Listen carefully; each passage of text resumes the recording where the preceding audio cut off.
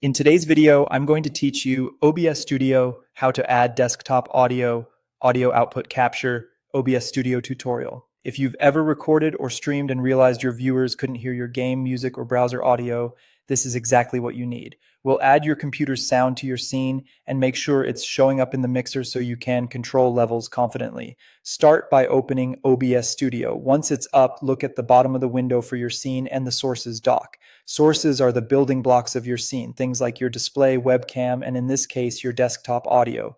In the sources dock, click the plus button to add a new source. From the list, choose audio output capture.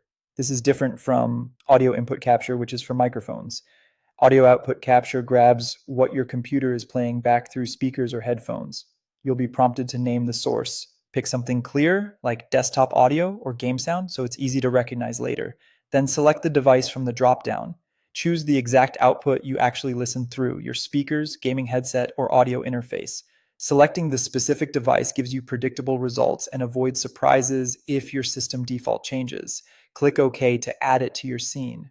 Now, check the audio mixer in OBS. You should see the new source listed, play any sound on your computer, a song, a video, or a game, and watch the meter for that source. If the bars move, you're capturing desktop audio.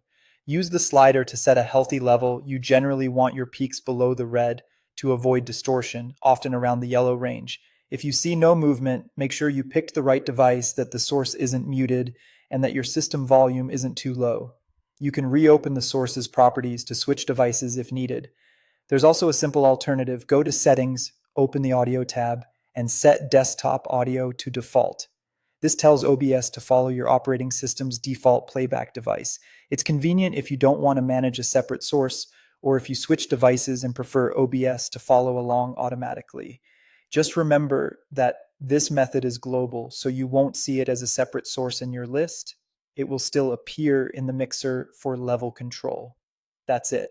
You've added desktop audio to your scene and confirmed it in the mixer. With this setup, your audience will hear everything you intend, and you'll have full control over the volume inside OBS.